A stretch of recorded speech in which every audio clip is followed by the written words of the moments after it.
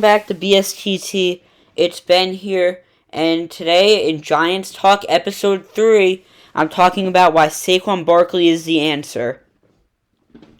So, recently, a lot of people have been talking about how Saquon isn't the answer, and he's past his prime, and he's a bust, and we should get rid of him. And I think that's the opposite, and here's why. Saquon Barkley came out of Penn State, and he came onto the scene hot, having 1,307 yards, or 1,307 yards, and 11 touchdowns. And those are all rushing. He also had 4 receiving touchdowns and 721 yards. And that's elite. And the next year, he had another 1,000 yards and 6 touchdowns, which is really good. The year after that, 2020, he had a really rough first game, as the Giants, we weren't that good. And then, in the beginning of the second game, I think it was against the Chicago Bears, he tore his ACL and was done for the year. This year, he had a below-average year, having 593 yards and only 2 touchdowns.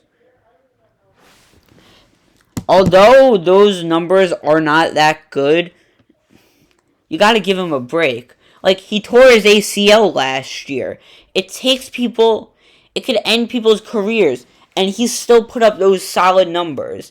Because by all means, those aren't terrible numbers. Like, that's top 30-something.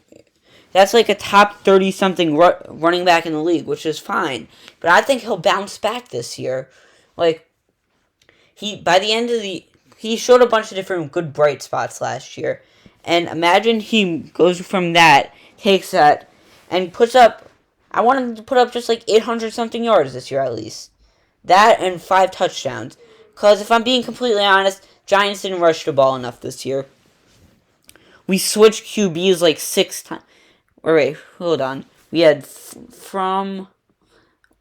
Jones, we had Glennon, and we had someone else. So 4 QBs this year, and none of them rushed the ball to Saquon that much. Like, sometimes you gotta give it to him. He also had 263 receiving yards, which is fine. And he had 2 touchdowns from that. By all means, he didn't have a bad year. He just had an off one for him. But he's the answer. He is one of the best players on this team. And plus, Daniel Jones cannot throw the ball well. So maybe he should stop trying to do that and start giving the ball to the all-star. The guy who's insane.